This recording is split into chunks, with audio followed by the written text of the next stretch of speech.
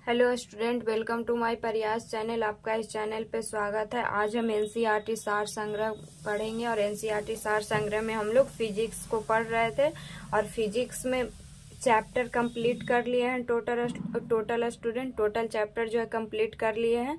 अब बचा है मिसलेनियस, तो आज उसको पढ़ेंगे। तो और ये वीडियो काफ़ी हेल्पफुल है हर एक कम्पिटेटिव एग्जाम के लिए। स्टूडेंट जो भी कम्पिटेटिव एग्जाम का तैयारी कर रहे हैं, तो वीडियो अच्छा लगे तो लाइक कीजिएगा और चैनल को सब्सक्राइब कीजिएगा। तो देखते हैं स्टूडेंट इसमें क्या क्या क्वेश्चन पढ़ना है और क्या क्या क्वेश्चन दिया हुआ है। तो देखते हैं फर्स्ट क्वेश्चन। तो फर्स्ट क्वेश्चन क्या है? फर्स्ट क्वेश्चन है, यदि लोलक घड़ी की लंबाई 4 गुनी हो जाए तो उसके आवर्त काल पर क्या प्रभाव पड़ेगा। तो जो लोलक जो घड़ी है उसकी लंबाई जो है 4 गुनी हो जाए तो उसके आवर्त काल जो है 2 गुना हो जाएगा। नेक्स्ट क्वेश्चन देखेंगे स्टूडेंट, रॉकेट किस सिद्धांत पे कार्य करता है। तो जो रॉकेट है संवेग संरक्षण के सिद्धांत पे कार्य करता है। रॉकेट किस सिद्धांत पे कार्य करता है स्टूडेंट? तो संवेग संरक्षण के इस सिद्धांत पे कार्य करता है। नेक्स्ट क्वेश्चन देखेंगे, एक अंतरिक्ष यात्री पृथ्वी तल की तुलना में चंद्रमा पर अधिक ऊंची छलांग लगा सकता है क्योंकि चंद्रमा पर गुरुत्वाकर्षण बल पृथ्वी की तुलना में कम होता है। तो कम कितना होता है स्टूडेंट? तो 1/6 जो कम होता है। तो देखेंगे स्टूडेंट कि एक अंतरिक्ष यात्री पृथ्वी तल की तुलना में चंद्रमा पर अधिक ऊंची छलांग लगा सकता है। क्यों? क्योंकि चंद्रमा पर गुरुत्वाकर्षण बल पृथ्वी की तुलना में कम होता है, इसीलिए। नेक्स्ट क्वेश्चन देखेंगे, शुष्क बैटरी सेल में कौन सी ऊर्जा पाई जाती है। तो जो शुष्क बैटरी सेल है इसमें रासायनिक ऊर्जा पाई जाती है। नेक्स्ट क्वेश्चन देखेंगे, बोलोमीटर का प्रयोग किसे मापने में किया जाता है। जो बोलोमीटर है इसका प्रयोग उष्मीय विकिरण तापमान को जो है मापने के लिए प्रयोग किया जाता है। नेक्स्ट देखेंगे स्टूडेंट, 20 हर्ट्ज से कम और 20,000 हर्ट्ज से अधिक आवृत्ति की ध्वनियों को मनुष्य द्वारा सुना नहीं जा सकता है। तो जो 20 हर्ट्ज से जो कम होगा साउंड और 20,000 हर्ट्ज से अधिक जो साउंड होगा उस आवृत्ति में मनुष्य नहीं सुन सकता है। इसमें देखेंगे स्टूडेंट कि 20 हर्ट्ज से कम कौन तरंग को बोलते हैं और 20,000 हर्ट्ज से अधिक किस तरंग को बोलते हैं। तो जो 20 हर्ट्ज से जो कम होता है स्टूडेंट उसको बोलते हैं अपश्रव्य तरंग, और 20 हर्ट्ज से 20,000 हर्ट्ज तक जितना आवृत्ति रहता है उसको बोलते हैं श्रव्य तरंग, और 20,000 हर्ट्ज से जो अधिक रहता है उसको बोलते हैं पराश्रव्य तरंग।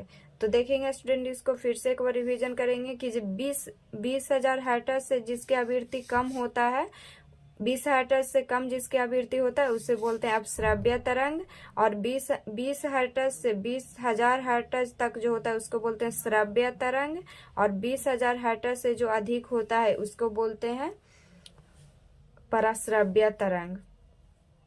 अब देखेंगे स्टूडेंट नेक्स्ट क्वेश्चन है, जल का हिमांक कितना होता है। जो मतलब जल का जो फ्रीजिंग पॉइंट होता है वो कितना होता है। तो जल का जो फ्रीजिंग पॉइंट होता है 0 डिग्री सेल्सियस होता है।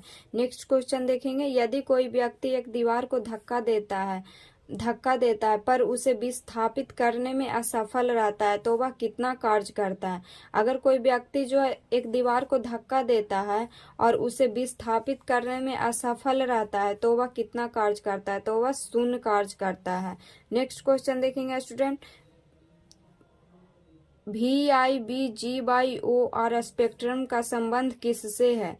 तो ये प्रकाश से है। ये क्या होता है? ये कलर होता है स्टूडेंट, जो 7 रंग होता है इंद्रधनुष का, वही है। तो नेक्स्ट क्वेश्चन देखेंगे, चलती बस के अचानक रुकने से यात्री आगे की ओर क्यों झुक जाते हैं। तो बस जो चलता है तो अचानक रुकता है तो यात्री आगे की ओर झुक जाते हैं। क्यों? जड़त्व के कारण, जिसको इंग्लिश में बोलते हैं इनरेशिया। नेक्स्ट क्वेश्चन देखेंगे student, nuclear reactor time bomb के लेखक कौन है। तो न्यूक्लियर जो रिएक्टर टाइम बम के लेखक है वो है तकाशी हिरोज। नेक्स्ट क्वेश्चन देखेंगे, हाइड्रोकार्बन विजन 2025 किससे संबंधित है। तो जो हाइड्रोकार्बन विजन 2025 है ये संबंधित है पेट्रोलियम उत्पादों के संरक्षण से। नेक्स्ट क्वेश्चन देखेंगे, यदि कोई सूचना टेलीफोन द्वारा डायल करके देखेंगे स्टूडेंट नेक्स्ट क्वेश्चन, यदि कोई सूचना टेलीफोन द्वारा डायल करके अन्यत्र टेलीविजन स्क्रीन पर देखी पढ़ी जा सके तो उस विधि को टेलीफैक्स कहा जाता है। तो टेलीफैक्स किसको बोला जाता है स्टूडेंट? यदि कोई सूचना टेलीफोन द्वारा डायल करके अन्यत्र टेलीविजन स्क्रीन पर देखी या पढ़ी जाए तो उस विधि को टेलीफैक्स कहा जाता है। नेक्स्ट क्वेश्चन देखेंगे स्टूडेंट, फ़ारेनहाइट पैमाने में शुद्ध जल का क्वथनांक कितना होता है? तो जो फ़ारेनहाइट पैमाना होता है इसमें शुद्ध जल का जो क्वथनांक होता है 212 डिग्री सेल्सियस होता है। थर्मोकपल थर्मामीटर किस सिद्धांत पे कार्य करता है? तो जो थर्मोकपल थर्मामीटर है ये सीबेक प्रभाव पे कार्य करता है। तो थर्मोकपल थर्मामीटर है जो किस सिद्धांत पे कार्य करता है स्टूडेंट? तो सीबेक प्रभाव पे कार्य करता है। अब नेक्स्ट क्वेश्चन देखेंगे स्टूडेंट, प्लास्टिक का गलनांक कितना होता है? जो प्लास्टिक है इसका मेल्टिंग पॉइंट जो है कितना होता है? तो 47 डिग्री सेल्सियस होता है। अत्यधिक शीत ऋतु में पहाड़ों पर पानी की पाइपलाइनें क्यों फट जाती है? तो पानी में पाइप में जो है पानी जमने पर पानी का जो आयतन होता है बढ़ने के कारण। तो नेक्स्ट क्वेश्चन देखेंगे स्टूडेंट कि अत्यधिक शीत ऋतु में पहाड़ों पर पानी की पाइपलाइनें क्यों फट जाती है? तो पानी में पाइप में जो है पानी जमने पर पानी का आयतन बढ़ने के कारण। नेक्स्ट क्वेश्चन देखेंगे स्टूडेंट, एक समतल दर्पण पर आपतित किरण 60 डिग्री का कोण बनाती है तो परावर्तन कोण कितना होगा? तो जो एक समतल दर्पण है, समतल दर्पण पर आपतित किरण 60 डिग्री का कोण बनाती है तो जो परावर्तन कोण होगा वो 60 डिग्री होगा, क्योंकि आपतन कोण बराबर परावर्तन कोण होता है। नेक्स्ट क्वेश्चन देखेंगे स्टूडेंट, इलेक्ट्रॉनों को उनकी कक्षा में बांधे रखने वाले बल को क्या कहते हैं? इलेक्ट्रॉन को उनकी कक्षा में बांधे रखने वाले बल को स्थिर वैद्युत बल कहते हैं। नेक्स्ट क्वेश्चन देखेंगे, कलाई घड़ी प्रदर्शित युक्तियां तथा पॉकेट कैलकुलेटर में द्रव क्रिस्टल का प्रयोग किया जाता है। जो हम लोग घड़ी पहनते हैं स्टूडेंट उसमें डिस्प्ले डिवाइस में पॉकेट कैलकुलेटर में किसका प्रयोग किया जाता है? तो द्रव क्रिस्टल का प्रयोग किया जाता है। नेक्स्ट क्वेश्चन देखेंगे स्टूडेंट, जो पदार्थ विद्युत धारा को प्रवाहित नहीं होने देते हैं वे क्या कहलाते हैं? तो विद्युत रोधी कहलाते हैं। इसको इंग्लिश से बोलते हैं इंसुलेटर। तो देखेंगे स्टूडेंट कि जो पदार्थ विद्युत धारा को प्रवाहित नहीं होने देता है वे कहलाता है विद्युत रोधी। इसको इंग्लिश में बोलते हैं इंसुलेटर। नेक्स्ट क्वेश्चन देखेंगे, किसी पदार्थ की सापेक्ष विद्युतशीलता सदैव कितनी होती है? तो किसी पदार्थ की जो सापेक्ष विद्युतशीलता होती है स्टूडेंट ये सदैव 1 होती है।